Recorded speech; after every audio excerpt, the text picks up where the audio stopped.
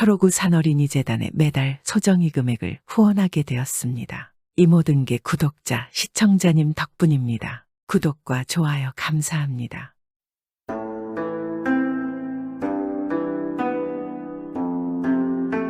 옛날 옛적에는 여인이 혼인을 하게 되면 1년에서 3년 정도는 친정에서 살다가 시댁에 들어가게 되었습니다.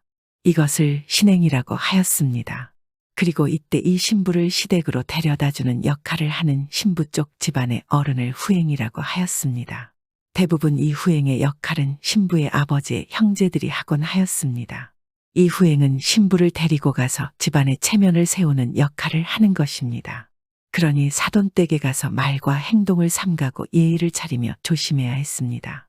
사돈댁에서도 이 후행으로 온 사돈어른을 정성껏 대접해주곤 하였습니다. 그런데 어느 마을에 혼인을 하고 자기 집에서 3년을 살고 나서 드디어 신행을 가게 된 한색 씨가 있었습니다. 후행을 이색 씨의 작은 아버지인 팔푼이가 가게 되었습니다. 원래는 큰아버지가 가려고 하였던 것을 작은 아버지가 한사코 자신이 가겠다고 바득바득 우기는 바람에 그렇게 되었습니다.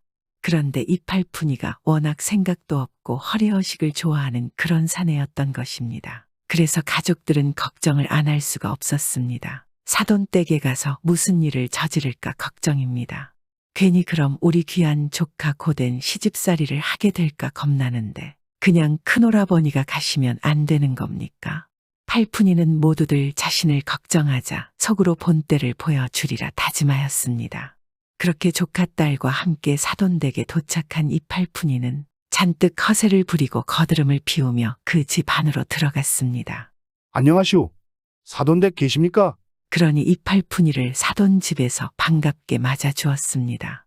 마침 시아버지 되는 사람이 먼 길을 떠나 있었기 때문에 시어머니 자리에 사람이 나와서 맞아주었습니다. 어서 오시죠. 먼 길 오느라 시장하셨을 텐데 안으로 드시죠. 그렇게 사돈댁에서 이 팔푼이에게 밥상을 차려주었습니다. 아니 찬이 이게 뭐야? 멀리서 온 손님한테 이런 소박한 상을 내주다니. 에이 참 이 집도 이거 알만하구만. 사돈이 차려준 밥상은 소박하기 그지없었습니다.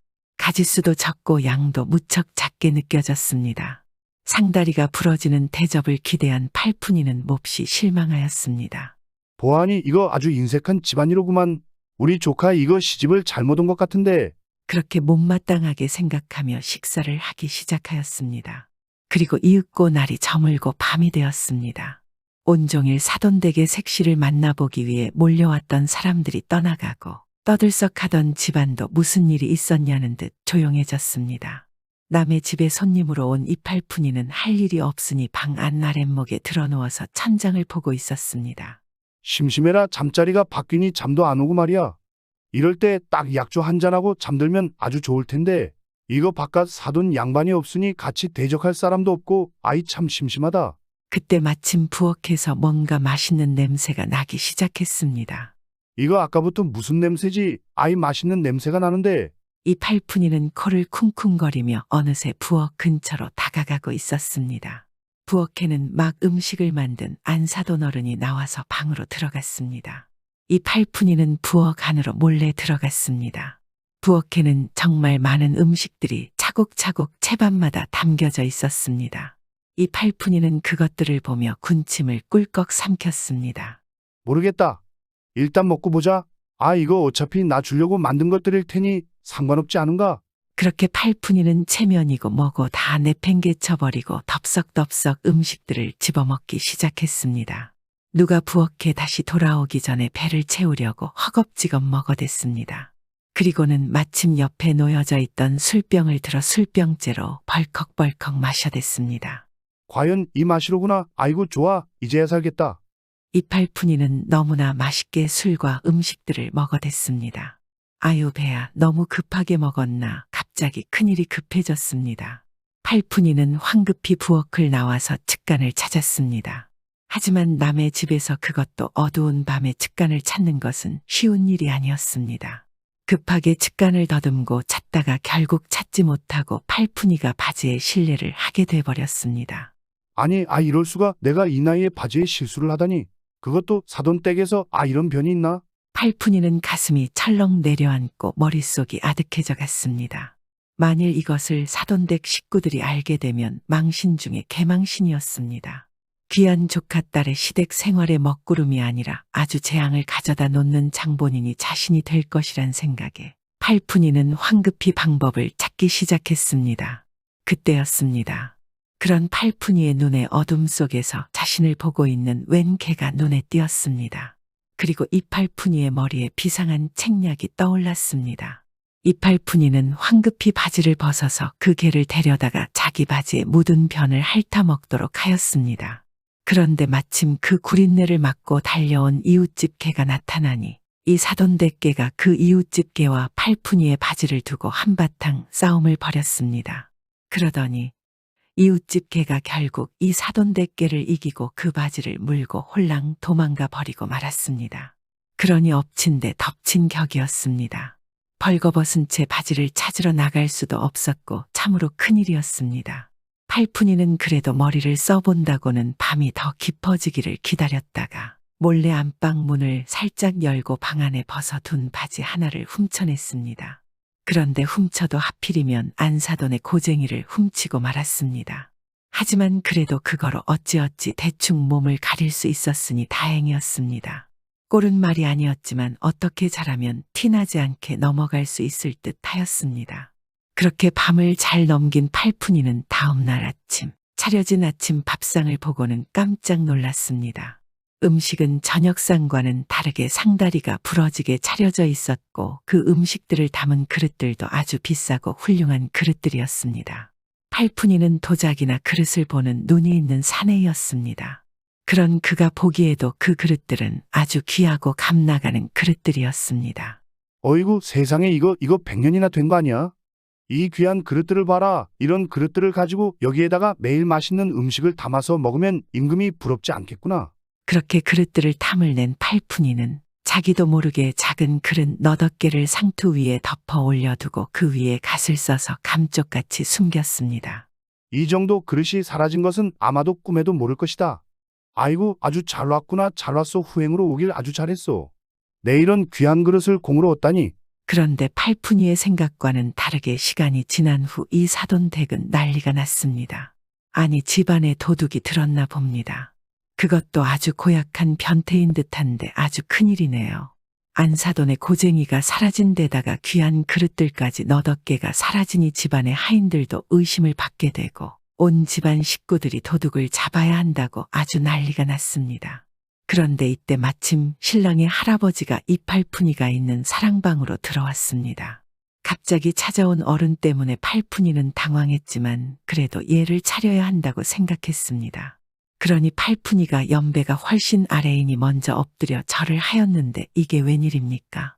절을 하면서 갓 속에 넣어둔 그릇들이 갑자기 방바닥으로 와장창하고 쏟아져 버렸습니다. 아니 이게 다 무엇입니까? 결국 팔푼이는 그릇들을 훔치고 거기에다 안사돈의 고쟁이까지 훔쳐 입은 사실을 모두 들켜버리고 말았습니다. 사돈집에서는 너무나 황당해 하였고 팔푼이는 얼굴을 들 수가 없었습니다. 그야말로 망신 중에 망신이었습니다. 그렇게 쥐구멍이라도 있으면 들어가 숨어버리고 싶은 심정이었습니다. 그때였습니다. 조카딸이 부엌에서 간단한 다과상을 차려서 나오는 길이었습니다. 팔푼이는 그런 조카딸을 바라보았습니다. 아이고 우리 조카딸 어쩌나 나 때문에 이제 시집살이가 고단해지겠구나. 미안하다. 미안해. 못난 작은 아버지를 둔 우리 조카. 내 어찌해야 한단 말인가. 우리 집안의 개망신이구나. 차마 말은 못하고 미안한 눈빛으로 이 조카딸을 애처롭게 쳐다보았습니다. 그러니 이 조카딸이 가져온 다과상을 공손하게 마루에 내려놓고는 말했습니다. 할아버님, 저희 작은 아버지의 실수를 너그럽게 용서해 주시기 바랍니다. 그게 사실은 저희 작은 아버지에게 이상한 병이 생겼는데 의원이 말하기를 이번에 사돈댁에 가서 아주 제대로 망신을 당해야 낫는다고 하여 작정을 하고 오신 줄로 알고 있습니다. 그래서 이런 일들이 생긴 것이니 부디 용서해 주세요. 그게 정말이냐? 그런 병이 있다니. 하긴 후행으로 오신 분이 이런 이상한 행동을 할 리가 없지. 그래서 도대체 뭔 일인가 싶었는데 그런 사연이 있었던 거로구나. 사돈 양반 아주 고생이 많습니다. 병은 좀 나은 것 같습니까? 아예 덕분에 깨끗이 나았습니다. 제 병 때문에 이런 큰 결례를 했습니다. 이 조카딸의 재치 있는 변명 덕분에 이팔푼이는 그나마 체면을 차릴 수 있었습니다. 그러면서도 한편으론 자신의 행실에 대해 깊이 반성하게 되었습니다. 그렇게 이팔푼이는 큰 후회를 한 뒤로는 누구보다 아주 점잖고 예의 바른 사람이 되어서 잘 살았습니다. 옛날 옛적 어느 마을에 할아버지와 할머니가 살고 있었습니다. 이 부부는 큰 부자는 아니어도 부지런히 일하며 남부럽지 않게 살았습니다. 그러나 한 가지 걱정이 있었습니다. 그건 자식이 없는 것이었습니다. 산신령님, 아들이든 딸이든 하나만 낳게 해 주십시오. 제가 이제 늙었는데 더 이상 무엇을 바라겠습니까? 이거 하나만 부탁드립니다. 제발. 할머니는 비록 늙었으나 실망하지 않고 날마다 산신령께 빌었습니다. 할머니의 정성에 산신령도 감동했는지 마침내 소망을 이루게 해주었습니다. 어느 날 밤 할머니는 아기를 갖게 된 것이었습니다. 할아버지와 할머니는 너무나 기뻐서 어쩔 줄을 몰랐습니다. 그렇게 10달 동안 마음을 졸이며 아기를 기다렸습니다. 다행히도 나이 많은 할머니여서 잘못되진 않을까 걱정했으나 무사히 아기를 낳았습니다. 그런데 태어난 아기를 본 할머니와 할아버지는 너무 끔찍해서 고개를 돌리고 말았습니다. 에그머니나, 이게 어찌 된 일인가? 과연 무슨 일이 일어난 것일까요? 할머니가 낳은 것은 귀여운 아기가 아니라 구렁이지 않겠습니까? 할머니는 비록 자기가 낳은 구렁이지만 너무나 징그러워 방에서 기를 수가 없었습니다. 그래서 망태기에 넣어 부엌 구석에 숨겨놓고 길렀습니다. 할머니는 남이 알까봐 두려워서 집 밖에도 나가지 않았습니다. 그러던 어느 날 할머니가 자주 가서 일을 해주는 부잣집 딸 2명이 찾아왔습니다. 할머니, 아기가 얼마나 귀여운지 보고 싶어서 왔어요. 어젯밤에 설레어서 한숨도 못 잤어요. 그래. 어서 들어오너라. 할머니는 대답은 했으나 어찌할 바를 몰라 쥐구멍이라도 있으면 들어가고 싶었습니다. 할머니, 아기는 어디 있어요? 부잣집 딸들은 아기가 보이지 않자 방 안을 둘러보며 물어보았습니다. 아기가 보이지 않았기 때문이었습니다. 할머니는 아기를 잠깐 이웃집에 맡겼다고 거짓말을 할까 생각했으나 차마 속일 수가 없었습니다. 놀라지 말거라. 저 부엌에 있는 망태기 안에서 놀고 있단다. 그 말을 듣고 맨 먼저 부엌으로 들어가서 망태기 안을 들여다본 첫째 딸은 기겁을 하여 도망치듯 뛰어나왔습니다. 그러나 둘째 딸 꽃분이는 구렁이를 보고 몹시 반가워했습니다. 아이 가엾어라. 이렇게 귀여운 구렁이 도련님을 천대하다니 너무 서운해하지 말고 또 놀러 올 테니 잘 있거라. 밥도 잘 먹고. 꽃분이는 구렁이의 머리를 쓰다듬어주며 귀여워했습니다. 세월이 흘러 구렁이 아들이 무럭무럭 자라 어른이 되었습니다. 어느 날 구렁이는 할머니에게 말했습니다. 어머니, 저 드릴 말씀이 있어요. 사실 부잣집 둘째 딸 꽃분이를 보는 순간 첫눈에 반했어요. 저 꽃분이에게 장가 가고 싶어요. 장가 좀 보내주세요. 그 말을 들은 할머니는 어이가 없어 한숨이 저절로 나왔습니다. 당연히 자신도 보내고 싶지만 어쩔 수 없지 않겠습니까? 기가 막혀 말이 안 나오는구나. 네가 멀쩡한 총각이라도 어림없는 소린데 하물며 부잣집 어른의 귀한 딸을 구렁이인 너에게 시집 보내겠느냐. 하지만 구렁이 아들은 물러서지 않았습니다. 할머니 치맛자락을 붙잡고 졸라댔습니다. 어머니, 거절당하더라도 말이나 한번 해보세요. 구렁이 아들은 고집을 굽히지 않고 날마다 간청했습니다. 할머니는 하는 수 없이 부잣집 마님을 찾아가서 청혼을 했습니다. 하지만 결과는 뻔하지 않겠습니까? 마님은 할머니 말에 화가 단단히 나기 시작하여 큰 소리를 내었습니다. 할멈이 단단히 미쳤군요. 내가 그래도 할머니한테 잘해주었건만 어떻게 말도 안 되는 소리를 할 수가 있어요. 귀한 딸을 구렁이 아들에게 시집 보내라니 말이 돼요. 그런 소리 하려면 우리 집에 다시는 얼씬도 하지 말아요. 할머니는 풀이 죽어 터덜터덜 집으로 돌아왔습니다. 그러나 구렁이 아들은 호통만 맞고 온 어머니 속도 모르는지 계속 졸랐습니다. 어머니, 내일 다시 한번 가보세요. 10번 찍어 안 넘어가는 나무가 없다잖아요. 할머니는 구렁이 아들이 보채는 바람에 다음 날에도 그 다음 날에도 부잣집에 가서 청혼을 했습니다. 그러자 하루는 부잣집 마님이 장난삼아 딸들을 불러들였습니다. 먼저 첫째 딸에게 물었습니다. 너 구렁이에게 시집 가고 싶지 않느냐? 어머니 농담이라도 그런 말씀 마세요. 그건 말씀하시는 어머니가 너무 서운해요. 첫째 딸이 펄쩍 뛰자 이번에는 둘째 딸에게 물었습니다. 둘째야, 네 생각은 어떠냐? 어머니, 저는 구렁이 총각한테 시집 가고 싶어요. 부잣집 마님은 뜻밖의 대답을 듣고 어리둥절했으나 장난삼아 한 말인 줄 알았습니다. 둘째야, 어머니를 놀리려고 거짓말을 하면 되겠니? 너같이 예쁜 애가 구렁이에게 시집 가겠다고. 거짓말이 아니에요. 전 구렁이 총각과 꼭 결혼하고 싶어요. 부잣집 마님과 첫째는 입을 벌린 채 넋이 나간 사람처럼 멍하니 있었습니다. 하지만 둘째 딸 꽃분이의 고집도 구렁이와 다를 바 없었습니다. 한 달이 지나고 두 달이 지나도 부잣집 마님은 꽃분이의 생각을 꺾을 수가 없었습니다. 하는 수 없이 마님은 둘째 딸 꽃분이를 구렁이에게 시집 보내기로 허락했습니다. 어느덧 결혼식 날이 되었습니다. 구렁이와 혼인한다는 소문이 퍼져서 구경꾼이 구름처럼 모여들었습니다. 그러자 구렁이 신랑은 기둥을 하나 세워달라고 부탁했습니다. 그리고는 기둥 끝에 기어 올라가서 신부 꽃분이와 절을 주고받으며 예식을 마쳤습니다. 처음으로 보는 신기한 혼례식을 지켜본 사람들은 구렁이와 사람이 어떻게 한 이불 속에서 살 수 있을까? 고개를 갸웃거리며 돌아갔습니다. 그렇게 우여곡절 끝에 첫날 밤이 되었습니다. 신방에 들어가자 구렁이 신랑은 꽃분이에게 부탁했습니다. 부인, 가마솥에 물을 가득 부어 따뜻하게 데워주시오. 꽃분이는 구렁이 신랑이 부탁한 대로 부엌에 들어가 물을 데워주었습니다. 구렁이 신랑은 바로 가마솥 안으로 들어가 목욕을 하였습니다. 잠시 후 꽃분이는 깜짝 놀라 일어나며 소리쳤습니다. 아, 누구세요? 내 구렁이 신랑은 도대체 어디 간 거지? 목욕을 하고 들어온 신랑은 구렁이가 아니었습니다.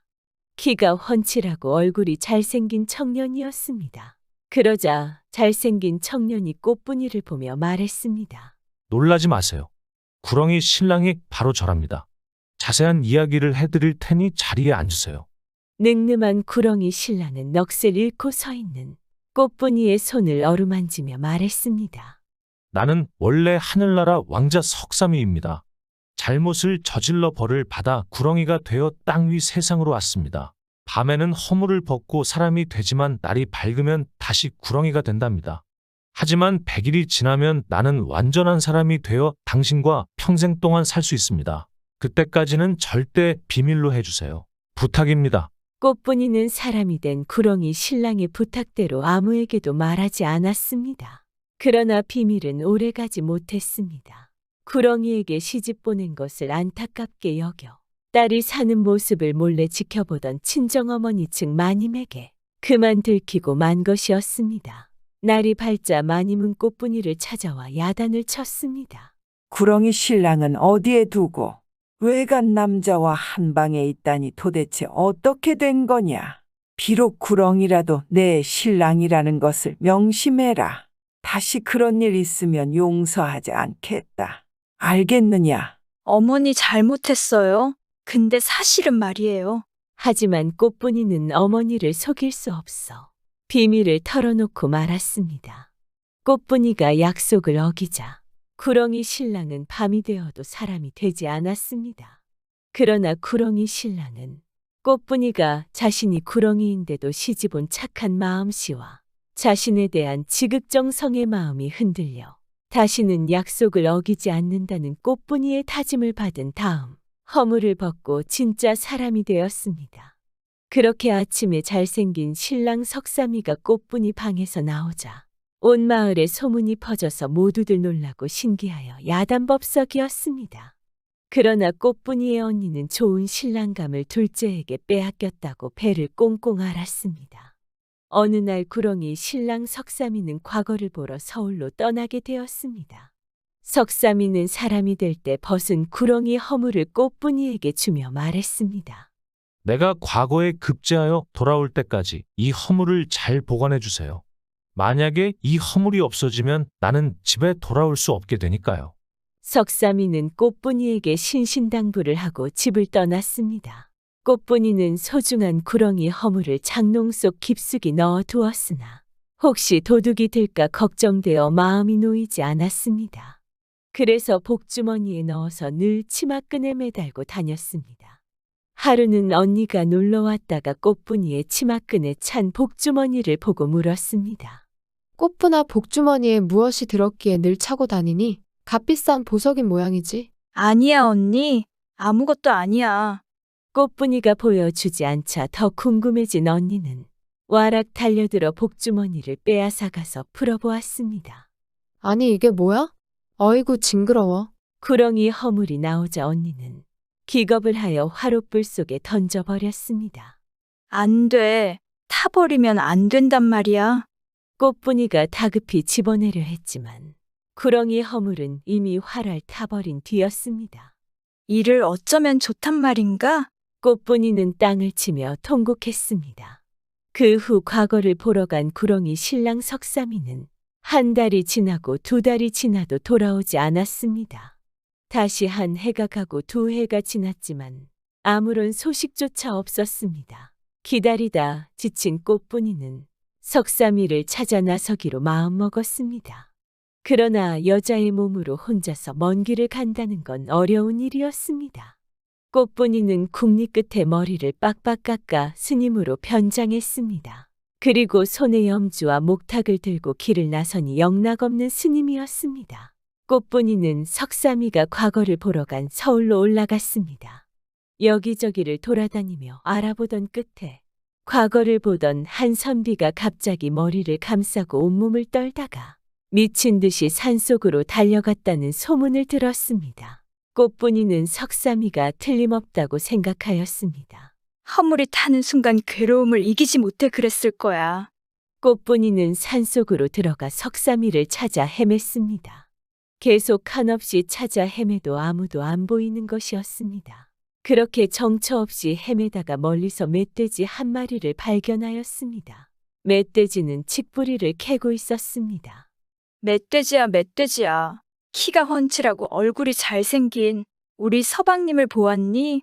보았지. 이 칡뿌리를 다 캐어 흙을 털어 껍질을 벗겨주면 가르쳐주지. 꽃분이는 멧돼지가 시키는 대로 칡뿌리를 캐어 흙을 털고 껍질을 벗겨주었습니다. 그러자 멧돼지는 산골짜기로 내려가서 빨래하는 할머니에게 물어보라고 알려주었습니다. 그렇게 멧돼지가 가르쳐준 길로 내려가니 할머니가 빨랫감을 산더미처럼 쌓아놓고 방망이질을 하고 있었습니다. 할머니 키가 훤칠하고 얼굴이 잘생긴 우리 구렁이 서방님을 보셨나요? 함 보았지. 여기 있는 많은 빨래감을 다 빨아 보송보송하게 말려주면 가르쳐주지. 꽃분이는 산더미처럼 쌓아놓은 빨랫감을 다 빨아 말려주었습니다. 그러자 할머니가 말했습니다. 저 아래로 내려가면 나이 지긋한 농부가 있을 거야. 그 농부에게 물어보면 가르쳐줄 거야. 그래서 할머니가 가르쳐주는 길로 내려가 보니 나이 지긋한 농부가 논을 갈고 있었습니다. 할아버지. 키가 훤칠하고 얼굴이 잘생긴 우리 서방님 보셨나요? 안 보았지. 이 논을 다 갈면 내가 가르쳐 주지. 꽃분이는 농부가 시키는 대로 했습니다. 그리고 농부가 가르쳐준 길을 따라 한참 가니 학 한 마리가 푸드덕거리고 있었습니다. 다가가서 보니 한쪽 다리를 다쳐 피를 흘리고 있었습니다. 아이 가엾어라 얼마나 아플까. 꽃분이는 옷자락을 찢어 상처를 싸매어 주었습니다. 스님 고마워요. 어서 내 등에 타세요. 꽃분이가 등에 타자 학은 훨훨 날아서 산 중턱에 뚫린 작은 굴 속으로 들어갔습니다. 정말 아름답구나. 꽃분이는 눈이 휘둥그레졌습니다. 굴 속의 언덕에는 온갖 꽃들이 피어있고 하늘에서는 이름 모를 새들이 지저귀고 있었습니다. 끝없이 펼쳐진 풀밭에서는 소와 말과 양들이 한가로이 풀을 뜯고 있었습니다. 허이허이 새들아, 곡식 좀 그만 까먹어. 우리 구렁이 선비님이 드실 거란다. 꽃분이는 어느 집 하인 같은 등치 큰 사람이 새를 쫓는 소리를 듣고 귀가 번쩍 뜨여 달려갔습니다. 왠지 신랑 석삼이를 말하는 듯 보였습니다. 저기요. 구렁이 선비님 집이 어딘지 가르쳐 주시면 안 되겠어요? 안 돼요. 우리 마님이 절대로 가르쳐 주지 말라고 당부했거든요. 꽃분이는 하인에게 금가락지를 빼어주며 구슬려서 겨우 구렁이 신랑 집을 알아내어 찾아가 보니 으리으리한 기와집이었습니다. 꽃분이는 대문 앞에서 목탁을 두드리며 시주를 하라고 불경을 외웠습니다. 이윽고 젊은 마님이 쌀 한 대박을 가지고 나와 시주를 했습니다. 꽃분이는 쌀을 받다가 일부러 기울여 땅바닥에 몽땅 쏟아버렸습니다. 아이고 이를 어쩌나. 꽃분이는 손으로 쌀을 한 톨씩 주워 담았습니다. 그러자 젊은 마님이 한꺼번에 쓸어 담으라고 빗자루를 가져왔지만 꽃분이는 거절했습니다. 어디 감히 부처님께 바치는 귀중한 쌀을 비로 쓸어 담아서야 되겠습니까?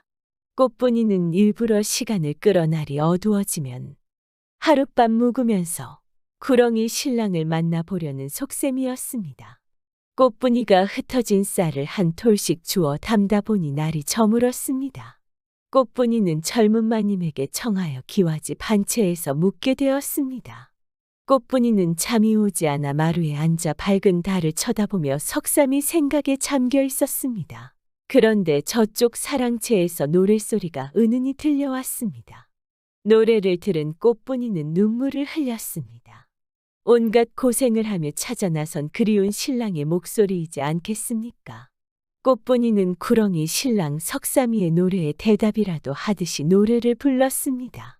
이 노래를 들은 석삼이도 꽃분이의 목소리라는 것을 알고 버선발로 달려왔습니다. 부인, 정말 내 부인이 맞는 거요. 얼마나 보고 싶었는지. 석삼이는 꽃분이가 스님으로 변장했지만 한눈에 알아보고는 끌어안고 눈물을 흘렸습니다. 부인 왜 나와의 약속을 어겨서 서로 헤어지게 했나요? 정말 안타깝군요. 제가 약속을 어긴 게 아니라 언니가. 꽃분이는 사실대로 털어놓았습니다. 두 사람이 그동안 있었던 일을 이야기하는 사이에 어느덧 날이 밝았습니다. 석삼이는 한참 망설이다가 아주 놀라운 이야기를 털어놓았습니다. 부인 용서해 주시오. 사실은 다른 색시와 다시 결혼하였답니다. 어찌하면 좋을지 나도 모르겠어요. 석삼이는 죄지은 사람처럼 고개를 들지 못했습니다. 낮에 시주쌀을 준 젊은 마님이 바로 새로 결혼한 부인이에요. 꽃분이는 자기가 정식으로 결혼한 본색시라 해서 그 마님을 그냥 쫓아낼 수는 없었습니다.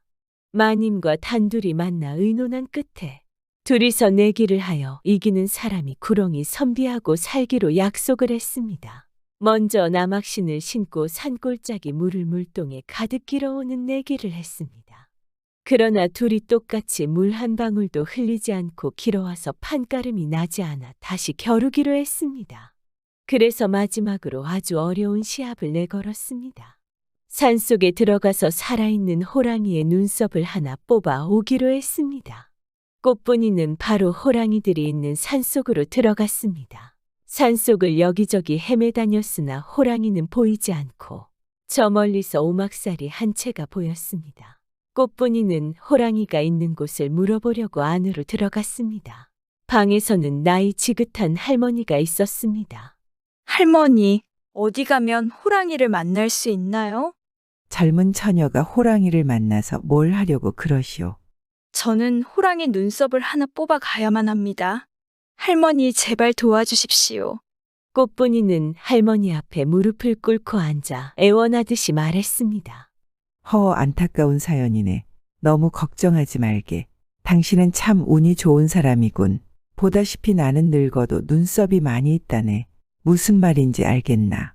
꽃분이는 할머니의 말을 듣고 귀가 번쩍 뜨여 고개를 든 순간 온몸에 소름이 쫙 끼쳤습니다. 할머니의 치마 밑으로 누런 호랑이 꼬리가 삐죽이 나와 있었기 때문입니다. 하지만 소름도 잠시 호랑이가 무서웠으면 어떻게 산속으로 갈 마음을 할 수 있었겠습니까? 꽃분이는 다시 마음을 가다듬고 할머니 호랑이에게 이야기하였습니다. 할머니, 제발 눈썹 하나만 주시면 안 될까요? 그러나 할머니는 선뜻 꽃분이에게 호랑이 눈썹을 내주었습니다. 할머니 고맙습니다. 이 은혜는 잊지 않을게요.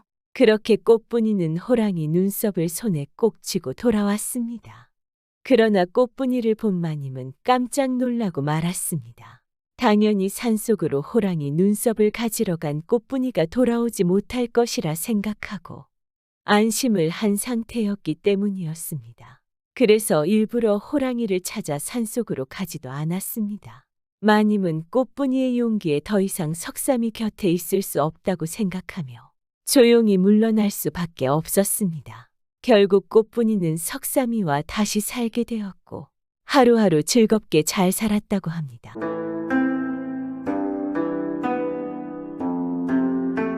이번 이야기는 개가천선이라는 말이 어떤 것인지에 대한 이야기입니다. 오늘도 즐겁게 봐주시면 감사하겠습니다. 조선시대에 송당선생이라는 유명한 유학자가 있었습니다. 그는 밀양박씨로 양녕대군의 외손자요. 이조참판 박수종의 아들로서 중종대왕 시대의 벼슬이 병조참판에까지 이르러 한참 동안 서슬이 푸르게 무의를 떨치고 죽은 뒤에는 이조판서 종직의 문목공이라 시호까지 내리고 또 의학과 문학에도 상당한 조예가 있어 가히 문무겸전의 호걸라마로 이름이 당시에만 유명할 뿐만 아니라 몇백 년을 지난 지금까지도 아는 사람이 많게 되었지만 그러나 실상은 그는 젊었을 때에는 한량에다 개망난이었습니다. 글이란 것은 꿈에도 한번 읽어볼 생각도 하지 않고 날마다 말 달리기와 활 쏘는 것으로 일을 삼고 그렇지 않으면 여러 무례한들과 유곽을 돌아다니며 방탕하게 놀거나 그렇지 않으면 노름판으로 가서 골패투전으로 세월을 보내고 있다가는 까닭도 없이 남과 시비를 하거나 남의 싸움을 가로맡아서 사람 때리기가 일쑤여서 가끔 법관에게도 취조와 처벌을 당하니 다른 사람들은 고사하고 자기 부모 친척들까지도 모두 손가락질을 하며 저 자식 천하의 남봉자식 저놈이 만일 사람이 된다면 내 손에 장을 치지겠다 라며 욕을 했습니다. 그러나 한편으론 그는 통이 크고 성질이 활발하며 힘이 천하의 장사인데다가 무예가 또한 능하고 인물이 훌륭하게 잘생기고 보니 해안이 있는 사람들은 그를 장래에 큰 인물이 될 사람이라고 암암리에 칭찬하는 이도 없지 않았습니다. 그리고 원래 집안이 좋은 까닭에 일찍이 무과급제를 하고 서울에 올라와서 선전관 벼슬을 다니게 되었습니다. 선전관이라 하면 누구나 잘 아는 바와 같이 무관 중에 가장 복색이 좋고 호화스러운 벼슬이라 아무리 못난 인물이라도 호걸라마같이 보일 수가 있거늘 그러한 복색을 하고 지나가니 누구나 가던 길을 멈추고 한번 다시 바라보지 않을 이가 없었습니다. 그 중에도 호기심이 많은 여자들은 그를 한 번 보면 첫눈에 반해버렸습니다. 한 번은 그가 말을 타고 당당한 풍채와 복색으로 집으로 향하고 있었습니다. 한양 안 밖으로 달려 돌아다니다가 날이 저물어가는 판에 한양 동문을 지나려니까 한 어여쁜 여자 하나가 담장 뒤에서 소복을 하고 담 모퉁이에 섰다가 그가 지나가는 것을 보고는 언제 보았던 사람 모양으로 반기는 얼굴로 한번 빵긋이 웃으며 추파를 보냈습니다. 원래가 허영심과 풍류를 좋아하던 송담은 갑자기 나타난 여인을 마다하지 않고 눈을 맞추어 자세히 보니 과연 당대의 귀한 미인이었습니다. 여태 많은 기방과 처녀들을 보았지만 이리 어여쁜 색시는 처음인 것입니다. 그는 아무것도 다시 생각할 여지 없이 당장에 유혹이 되어 그만 말에서 내려서 말과 하인은 먼저 돌려보내고 단신으로 여자의 뒤를 따라갔습니다. 그 여자는 앞장서서 이 골목 저 골목으로 끌고 들어가더니 마침내 마을과 따로 떨어져 있는 큰 기와집으로 들어가는데 그때는 어두컴컴한 밤이 되어 어디가 어디인지 방향을 잘 분간할 수가 없었습니다. 그 여자는 송담을 인도하여 내실로 들어가니 내실은 음침하기가 짝이 없고 그 실내에는 다른 곳에서 보지 못한 이상한 기구가 여기저기에 흩어져 있고 피비린내 같은 불쾌한 냄새가 코를 찔렀습니다. 아무리 용감 대담한 송담이라도 집안은 돌아볼수록 의심이 생기고 무서운 생각이 나서 그만 머리끝이 쭈삣쭈삣하고 몸에 소름이 끼치는 중에 아까까지도 위험한 자태로 사람을 유혹하던 여자는 벼랑간 얼굴에 수심이 가득하며 구슬 같은 눈물이 줄줄 흘렀습니다. 송담은 이상하게 여겨 여자에게 물었습니다. 이 집이 누구의 집이고 또 너는 무슨 까닭으로 오느냐. 그리고 이 집은 온통 살기가 있구나. 너는 어찌 이런 집에서 살고 있는 것이야. 너의 가족들은 모두 어디에 있는 것이냐. 여자는 손짓으로 하며 아무 말도 하지 말라고 하고 송담에게로 바짝 다가와서 귀에 대고 가만히 가는 목소리로 이 집은 제 집이 아니라 큰 강도의 소굴인데 저도 본디 한양의 양반집 교수로서 외출을 하였다가 불행히도 이 도적놈에게 잡혀와서 강제로 괴수놈에 첩이되어 다만 그놈하고만 살 뿐 아니라 날마다 그놈의 학대에 이기지 못하여 그놈의 지시대로 오늘과 같이 이 문 밖에 나아가서 내 양심에 허락지 않은 수단 방법을 써가며 오고 가는 행인 중에 여간 돈푼이나 있을 것 같은 행인을 꿰어서 이놈의 집으로 와서 죽이고 가진 재물을 빼앗기로 이를 삼는데 제가 오늘은 당신을 여기로 데려온 것입니다. 용모풍채를 본즉 남보다 기골이 장대하여 이런 데서 헛되이 죽을 사내가 아닐 것 같았습니다. 이러한 사정을 다 말씀하는 것은 도련님이 무슨 재주를 부려서라도 이 사지에서 저를 벗어나게 하시고 또 미천한 생명까지도 구해주시면 죽어서라도 백골난망이 오며 은혜를 보답하겠나이다. 오늘 만약 당신의 목숨이 사라진다면 저 또한 따라서 저 세상으로 갈 것입니다. 더 이상 이렇게 살 수는 없습니다. 부디 저를 도와주십시오. 송담은 말을 듣고 크게 놀라서 즉시 장검을 빼어들고 도적의 동정만을 살피고 있었더니 과연 시간이 흐르니 방 위층에서 무슨 소리가 들리고 또 여자를 부르는 소리가 나더니 천정반자가 열리면서 공중으로부터 큰 밧줄 하나가 내려왔습니다. 그것은 물론 보통 때 같으면 의뢰의 여자가 남자를 꿰어서 술을 취하도록 먹여놓거나 그렇지 않으면 사내들이 방심하고 있을 터에 방해들인 사람의 목을 매달아 죽이고 재물을 빼앗는 것이겠지만 그때만은 여자가 송담을 믿고 그런 사정을 미리 말한 까닭의 송담은 먼저 정신을 차리고 대비하고 있던 터인지라 그것을 보고는 크게 소리를 치고 칼로 줄을 끊어버리고 발길로 방벽을 힘껏 차니 벽력 같은 소리가 나며 벽이 일시에 다 무너졌습니다. 송담은 한 손으로 칼을 휘두르며 여자를 어깨에다 들쳐업고 마을로 뛰어나섰습니다. 도망가는 송담 앞에는 두어 길이나 되는 큰 담이 막혀 있었고 뒤에는 장대한 도적놈들이 쫓아나왔습니다. 그때 그의 위험한 것이란 참으로 위기일발이어서 웬만한 사내 같으면 자리에서 꼼짝달싹 못하고 죽었을 것입니다. 그러나 그는 원래가 날쌔고 무예가 뛰어난 타세 등에다 여자를 업고도 조금도 거북한 기색이 없이 빠르게 몸을 솟아서 높고도 높은 담을 뛰어넘으니 도적들은 감히 뒤를 쫓지 못하고 다만 칼을 던져서 그를 향해 치니 그 칼은 다행히 송담에게는 맞지 않고 그가 입은 융복의 뒷자락을 맞춰서 몽땅 끊어졌습니다. 송담은 그런 줄도 모르고 집에 돌아와서야 비로소 자기의 옷자락이 그렇게 끊어진 것을 보고 새삼스럽게 무서운 생각이 나서 온몸에 벼랑간 소름이 끼치고 등골에 진땀이 쭉 흘렀습니다. 한참 동안 정신을 차리고 숨을 돌린 다음에 송담은 군사들을 황급히 소집했습니다. 군사들이 모이자 송담은 말했습니다. 내 한양에 이런 도적놈들이 있을 줄 몰랐다.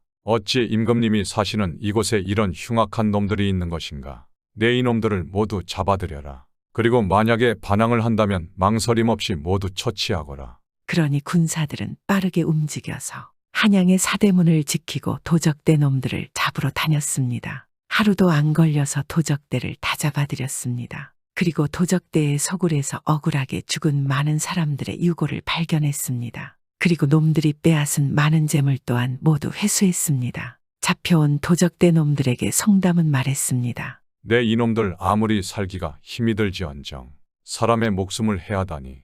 나도 소실적에 썩 좋지 못한 한량이었지만 그래도 사람의 목숨을 귀히 여겼다. 그러나 너희들은 사람의 목숨을 하찮은 재물보다 못하게 생각하는구나. 그렇게 말하고 송담은 모두 관아에 넘겨 처형당하도록 했습니다. 그리고 도둑소굴에서 구한 여자에게 음식도 먹이고 옷도 새로 주어서 본집으로 돌려보내려 했습니다. 그러자 안악이 송담을 보고 청하는 것입니다. 나으리 저는 이미 죽은 몸이라 다름없습니다. 저를 거두어서 나으리 곁에 있게 해주십시오. 평생 은혜를 갚는 마음으로 나으리를 보필하겠습니다. 부디 제 청을 들어주십시오.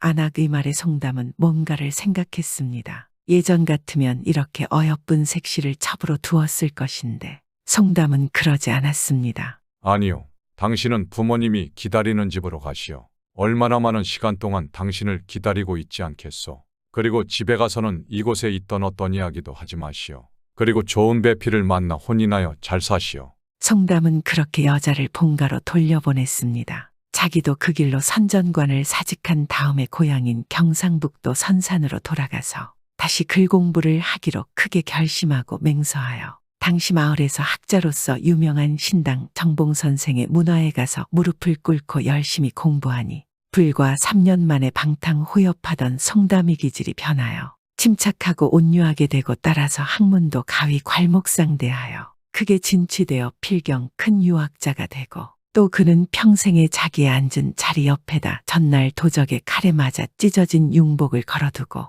항상 자손과 제자에게 보이고 훈계하였습니다. 막상 자신이 죽음의 앞에 이르러서는 지금 무엇이 중요한지 깨달은 것 말입니다.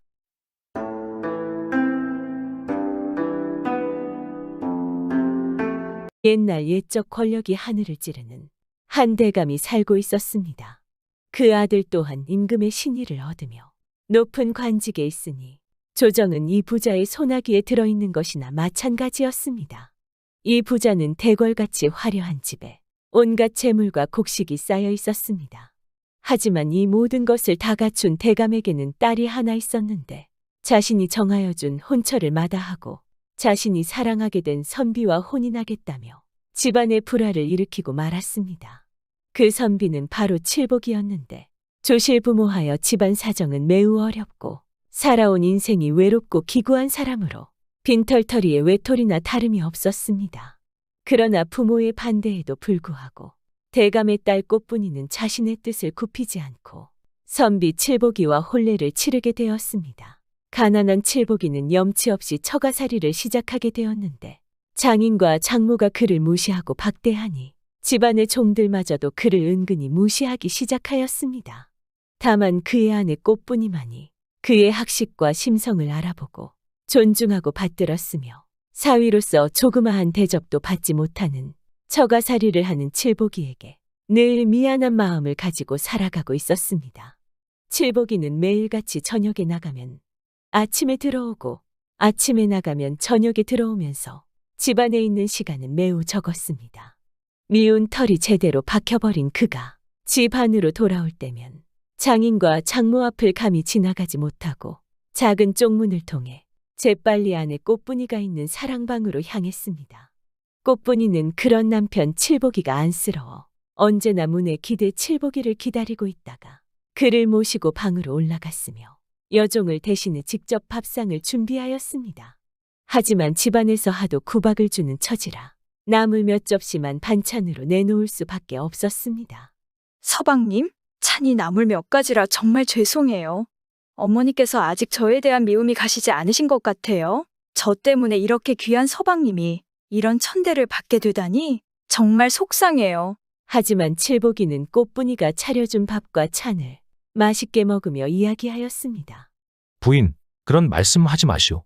이렇게 못난 사위를 거두어 주시는 것만으로도 늘 황송할 따름이오. 기름진 음식은 몸에 좋지 않고 이리 쓴 나물들은 몸에 좋은 것이니 내 어찌 만족하지 않을 수 있겠소. 남의 집에서 밥을 얻어먹는 처지에 이만하면 분에 넘치는 대접이니 부인은 크게 신경 쓰지 마시오. 칠복이의 말을 들은 꽃분이는 고마움과 미안함 감정이 동시에 오는지라 칠복이를 보고 눈물을 흘리지 않을 수 없었습니다. 그러던 어느 날 칠복이가 밤이 늦어서야 집에 들어오게 되었는데 꽃분이의 모습이 보이지 않았습니다. 그는 무슨 일이 생긴 것인가 홀로 고민하며 마루에 걸터 앉아 있는데 뒤에서 살금살금 조용히 꽃분이가 다가오고 있었습니다. 부인, 집안에 무슨 일이라도 생긴 것이오. 왜 그렇게 조심스럽게 걸어오는 것이오? 서방님, 이런 말씀을 해도 되는지 모르겠습니다. 사실 아침에 어머니께서 저를 크게 나무라셨습니다. 내가 너희 둘만 생각하면 자다가도 벌떡 눈이 떠지고 머리가 곤두섰어. 이가 갈릴 지경이다라고 하시며 계속 그리 행동할 것이라면 짐을 사서 내 눈에 보이지 않는 곳으로 떠나. 내 멋대로 배불리 먹고 알아서 잘 살 거라 이리 말하시니 또 다시 꾸지람을 들을 것이 두려워 곧바로 들어오지 못하고 안채에서 해가 지기만을 기다렸다가 서방님께서 돌아오셨으리란 생각에 몰래 나왔습니다. 이 말을 들은 칠복이는 서운한 기색 하나 없이 담담히 말을 하였습니다. 부인, 장모님의 뜻이 그리한데 무엇하러 오셨소? 내 걱정은 하지 마시고 장모님 곁에 있으시오. 서방님, 그게 무슨 말씀이세요? 전 절대 서방님을 떠날 마음이 없습니다.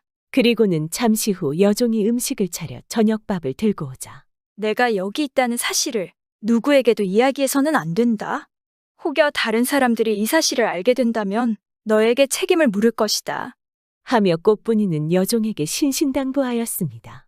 이렇게 식사를 마친 칠복이는 급한 볼일이라도 있는 듯 의복을 갖춰 입고 급히 다시 나갈 준비를 하자 꽃분이가 물었습니다. 서방님, 이 깊은 밤에 어딜 가시려 하십니까?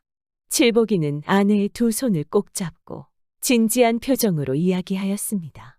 오늘 밤 자정되면 동산에 올라 궁궐 밖을 살펴보시오. 분명 시끄럽고 어수선한 소리가 들릴 것인데 그 소리가 순식간에 진정된다면 살 길을 찾아야 하오. 꼭 내 말을 명심하시오. 꽃분이는 무슨 일인지 궁금하였지만 신뢰하는 남편의 말인지라 꼭 그리하겠다고 약속하였습니다. 칠복이가 이렇게 무거운 발걸음을 옮기며 집을 나섰고 꽃분이는 밤이 깊도록 자리에 눕지 않고 기다리며 자정이 되자 사람들이 모두 잠든 틈을 타 동산 위에 올라 궁궐 앞의 거리를 바라보고 있었습니다. 궁궐 앞은 지나는 사람 하나 없이 고요하기만 할 뿐이라 꽃분이는 칠복이가 그저 허망한 소리를 했나 보다 하고는 동산을 내려가려는데 갑자기 사람들의 고함 소리와 울부짖는 말 울음소리가 천지를 진동하더니 수많은 사람들이 궁궐의 큰 문을 향해 달려들었습니다. 하지만 궁궐 안으로 사람들이 몰려들어가고 떠들썩한 소리가 요란하게 들리더니 이내 잠잠해졌습니다. 이게 무슨 일일까? 서방님께서 순식간에 궁궐이 조용해지면 살 길을 찾으라고 하였는데 이제 나는 어찌해야 하나? 우선 지금 무슨 일이 생긴 것인지 무슨 연유인지 알 길이 없으니 일단 집으로 돌아가 봐야겠다. 이렇게 집으로 돌아간 후 꽃분이는 날이 밝기만을 기다렸습니다. 어느덧 날이 밝아지자 아버지께 이 사실을 말씀드리려 찾아갔지만 아버지는 보이질 않았습니다. 어머니도 남편이 보이질 않으니 걱정하기 시작하였습니다. 간밤에 대감과 아들이 궁궐에서 숙직을 하신 모양이구나. 어서 아침밥을 준비하여 궁궐로 들여보내야 되겠구나. 그리고는 어머니 측 마님은 여종에게 아침밥을 준비하게 하고는 궁궐로 보냈습니다. 이렇게 여종이 궁궐을 향해 길을 가고 있는데 길에는 수많은 포졸들이 사람들을 채찍질하고 몽둥이질을 하며 어수선하기 짝이 없었습니다.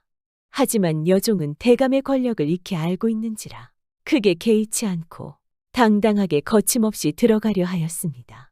하지만 그 모습을 본 포졸 하나가 채찍을 들어 여종의 등을 때리며 외쳤습니다. 넌 누구인데 감히 궁궐을 제 집 드나들더 들어가려는 것이냐? 느닷없이 채찍을 맞은 여종이 포졸을 쏘아보며 내가 누구인지 아시고 이런 짓을 한단 말이오. 나는 어느 대감댁의 사람이오. 하찮은 병사가 뒷감당을 어찌하시려고 이런 모진 짓을 하는 것이오 하며 소리쳤습니다. 참 이리도 현실을 모르는구나. 너의 대감은 흉악한 역적인데 어찌 아직도 대감을 믿고 그런 행동을 하는 것이냐. 아주 혼쭐이 나봐야 세상이 바뀐 것을 알겠구나. 하고는 마구 발길질을 해 여종을 짓밟으니 여종은 땅바닥에 쓰러지고 말았습니다. 간신히 몸을 추스리고 피투성이가 된 몸으로 대감의 집으로 돌아온 여종이 마님에게 이 사실을 그대로 고하였습니다. 그 모습을 본 대감의 집안 식구들과 하인들이 크게 놀라며 반신반의했지만 마님은 침착하게 이야기하였습니다. 내가 분명 무엇을 잘못 듣고 온 것일게다. 반드시 오해가 있어 생긴 일일 것이다. 우리 집안은 임금님 은총을 두텁게 받아온 지 오래되었다. 당연히 음모를 꾸밀 일이 없는데 어찌 역적으로 몰려 하루아침에 몰락을 할 수 있단 말이더냐. 이것은 칠복이가 역모를 꾸미다 발각되어 신문을 받는 중에 우리 집안을 끌어들여 그동안 대접받지 못한 원한을 드러낸 것이 분명하다. 마님은 여기까지 말한 뒤 꽃분이를 매섭게 바라보며 말을 이어갔습니다. 꼴에 잘난 서방이라고 그리도 섬기더니 집안에 화를 불러들이고 꼴 좋구나. 언젠간 칠복이 그 인간이 집안에 큰 낭패를 가져올 것이라는 것을 진작 알고 있었다. 그래서 내가 근본도 없는 놈을 반대했던 것이다. 이제 내 마음을 이해하겠느냐? 꽃분이는 어머니의 말을 듣고 더욱 혼란스러워지기 시작하였습니다. 그리고는 머리가 어지러워져 주저앉아 고개를 숙이고 아무 말도 하지 못하였습니다. 정녕, 어머니의 말씀대로 서방님께서 저지른 것인가? 이제 나는 어찌해야 되는 것인가? 순식간에 조용해지면 살 길 찾아보라는 서방님의 말 속에 숨은 뜻을 나로서는 도저히 알 수가 없구나. 정말 답답하구나. 꽃분이가 이렇게 생각하고 있던 그때 갑자기 대문 밖에서 웅장한 발소리가 들리더니 포졸들이 대감의 집 문 앞에 들이닥쳤습니다. 이들은 신발도 벗지 않은 채 집안의 구석구석을 헤집어 놓으며 각종 문서들을 조사해 걷어가고 창고를 수색하기 시작하였습니다. 그것을 본 마님은 화가 나 소리를 질렀습니다. 대체 무슨 일로 이러는 것이오? 이유라도 들려주시오. 무슨 말이라도 해야 되는 것 아니오? 마님의 물음에 포졸들은 비밀이라며 아무 말도 하지 않고 몇몇 포졸들에게 대문을 지키게 하고 돌아갔습니다. 그러자 마님은 눈치 빠른 종 하나를 시켜 몰래 나가 소식을 염탐하고 오게 하였습니다. 한참이 지나서야 종이 돌아와 마님에게 고하였습니다. 마님, 어젯밤 새 임금이 즉위하시고 전 임금은 배위되어 귀향을 가셨다 하옵니다. 조정에서 대감들의 부패에 대해 논하고 있다고 합니다. 소인의 생각에 대감께서도 큰 화를 면하지 못하셨으리라 짐작되어 자세히 살펴보았습니다. 하지만 이미 대감과 도련님께서는 곤장을 맞아 모습이 말이 아니었고 오늘 안으로 큰 형벌을 받는다 하옵니다. 이 말을 들은 마님은 깜짝 놀라며 아연실색하여 머리를 붙잡고 종에게 물었습니다. 이게 정말 사실이란 말이냐? 그럼 우리 식구들은 어찌 된다는 것이냐? 종은 눈물을 흘리며 흐느끼는 목소리로 마님에게 다시 고하였습니다. 마님과 아가씨는 가련하게도 모두 감옥에 들어가실 것이고 소인들 또한 어느 곳으로 가게 될지 모릅니다. 종의 말을 들은 마님은 정신을 잃고 자리에서 쓰러지고 말았습니다. 온 집안의 식구들은 늙은이고 아이고 할 것 없이 모두 통곡하며 마님을 따라 주저앉았습니다. 정신을 잃고 쓰러진 마님이 하인들의 부축을 받고 간신히 정신을 차리자 종은 다시 마님에게 이야기하였습니다. 소인이 아까 경황이 없어 말씀드리지 못한 것이 있사온데 소인이 문틈으로 궁궐 안을 살펴보니 윗자리에서 죄인들을 신문하는 사람이 있었는데 아무리 다시 보아도 모습이 칠복 도련님과 꼭 닮은 모습이었습니다. 애끼 이놈, 이 세상에 닮은 사람이 한둘이겠느냐? 인간이 어찌 갑자기 하루아침에 그 높은 곳에서 죄인을 신문한단 말이더냐? 말도 안 되는 소리는 집어치워라. 이 말을 들은 꽃분이는 어머니의 말을 끊고 종에게 말하였습니다. 아무래도 뭔가 이상하다. 하늘 아래 모든 일이 예측하기 어려운 것이니 다시 가서 제대로 확인해 보거라. 내가 아직도 그 인간을 믿고 헛된 망상까지 일으켜 내 마음을 어지럽히는구나. 넌 이 상황에도 그 인간을 생각하는 거냐? 마님, 소인이 다시 가서 확실히 알아보겠습니다. 만일 그 사람이 칠복 도련님이 아니면 그만이지 않겠습니까? 말을 마친 종이 담을 몰래 뛰어넘어 집을 빠져나갔습니다. 종이 쉬지 않고 달려 궁궐 앞에 도착하니 포졸들이 사람들의 통행을 금지시키고 있었고 길을 비키라고 외쳐대는 소리가 들렸습니다. 잠시 후 높은 수레에 젊은 대신이 앉아 있었는데 그를 따르는 무리가 구름처럼 많아 보였습니다.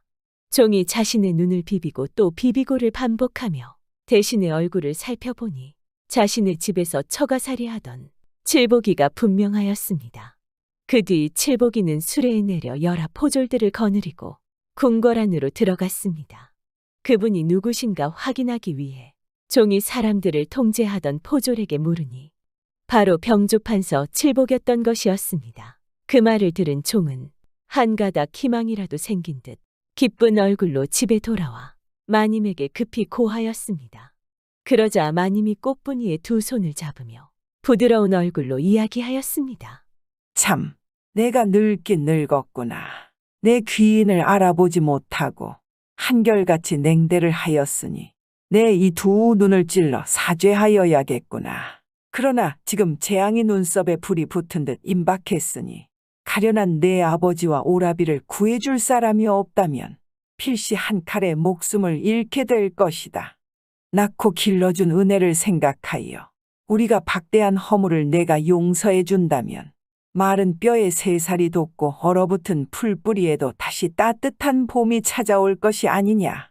네가 어서 서방에게 서신을 넣어 간절히 부탁을 해보거라. 어디 부부의 인연이 보통 인연이겠느냐. 분명 냉정하게 거절하지는 못하지 않겠느냐. 서방님이 이렇게 높은 자리에 있는 걸 알면서도 아버지와 오라버니를 구해달라 청하지 않는다면 저 역시 목숨을 내놓아야 할 것입니다. 바로 서방님에게 서신을 보낼 테니 어머니께서는 부디 걱정하지 마세요. 꽃분이는 바로 붓을 들어 짤막한 내용의 편지를 썼습니다. 하지만 내용은 어머니가 바라는 내용과는 많은 차이가 있었습니다. 수첩이 지금까지 죽지 않고 구차하게 밥을 먹고 숨쉬며 살아가는 이유는 제가 죽고 나면 당신이 더욱 쓸쓸해져 위로받을 곳 하나 없어질까 심려되어 그리한 것입니다. 신중히 생각을 하여 오늘 이렇게 당신에게 제 심정을 전합니다. 옛날에 외롭고 쓸쓸하던 고된 삶이 사라지고 이제 스스로를 일으키셨으니 저는 이제라도 당신에게 누가 되지 않으려 합니다. 그런데 저희 운명은 당신의 운명과는 반대로 참혹한 화를 면치 못할 것 같사옵니다. 저는 제 생명을 아버지와 함께하기를 굳게 맹세하였으니 이승에서의 우리의 인연은 이미 뜬구름이나 흐르는 물과 같이 멀리 흘러가게 되었습니다. 제가 마지막으로 드릴 말씀이 있습니다.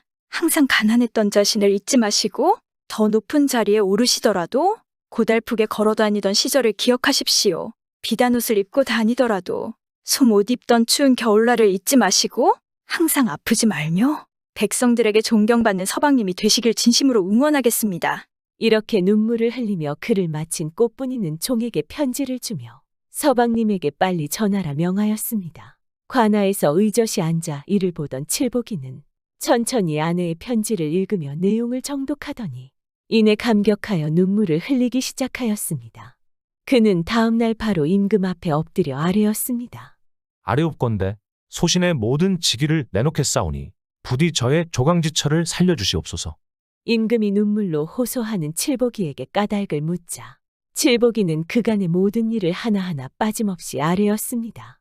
임금은 감동한 얼굴로 한참을 고민하더니 칠복이의 장인과 처남의 형을 중단하고 귀양을 보내라 명하였습니다. 또한 칠복이의 능력을 누구보다도 잘 알고 있는 임금은 칠복이의 병조판 서직을 그대로 유지하게 하였습니다.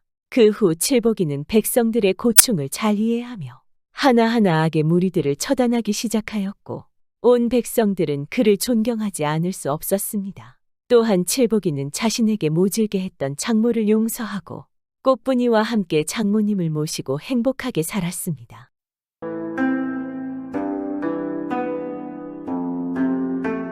옛날 옛적에 나이 30이 넘도록 장가 못 간 머슴이 혼자서 농사를 지으면서 살았습니다. 하루는 이 머슴이 논에 가서 김을 매는데 일을 하면서 생각해보니 제 신세가 참 한심하고 처량하단 말입니다.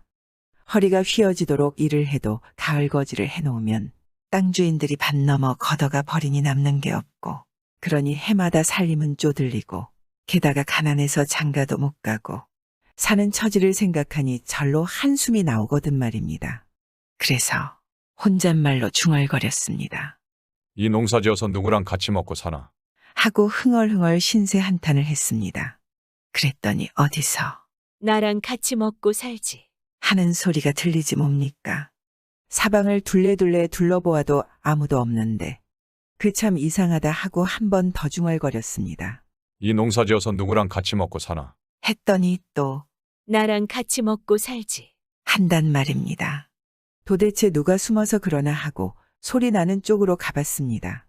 논두렁 밑에서 소리가 나는 것 같기에 풀포기를 헤쳐보니 커다란 우렁이 한 마리가 있는데 이것이 껍데기 속에서 이렇게 몸을 내밀고 있다가 총각이 보니까 얼른 껍데기 안으로 쏙 들어가는 것입니다. 그게 마치 부끄러워서 그러는 것처럼 보이는 것입니다. 총각은 그 우렁이를 집에 가지고 가서 농 안에다 넣어뒀습니다.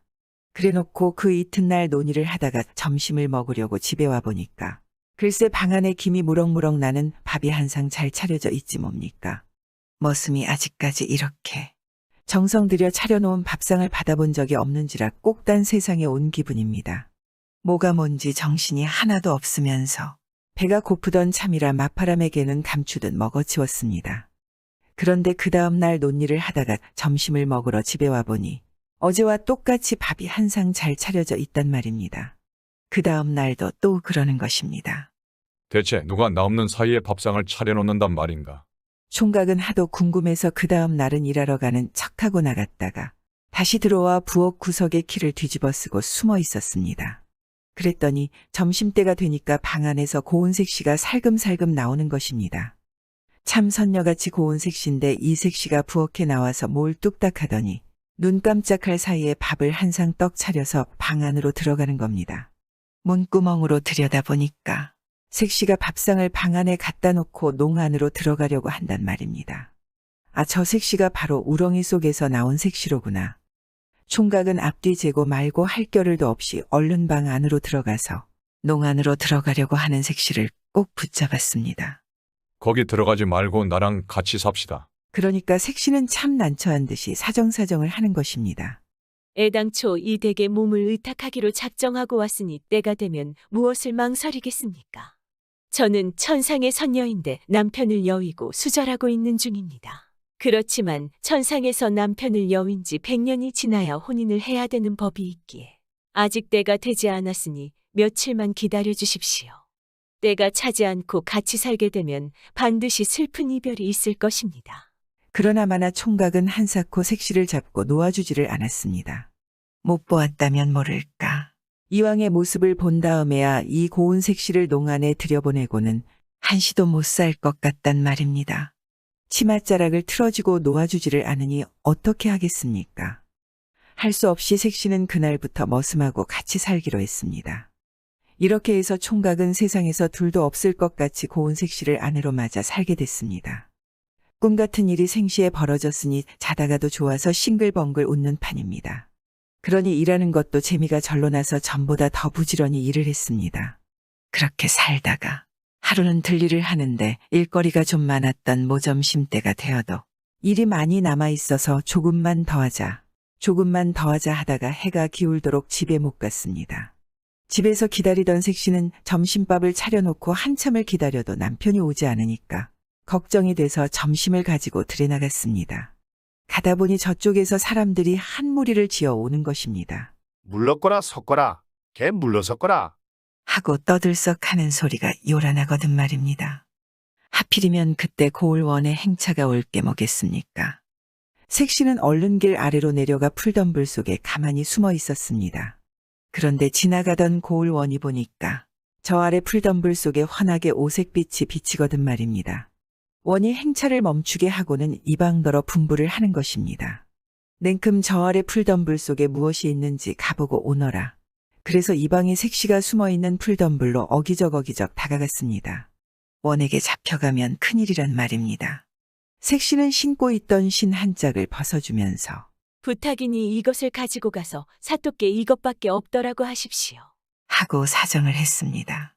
이방도 불쌍한 생각이 드는지 신을 받아들고 원에게 가서 이것밖에 못 보았노라고 그러겠지 않겠습니까?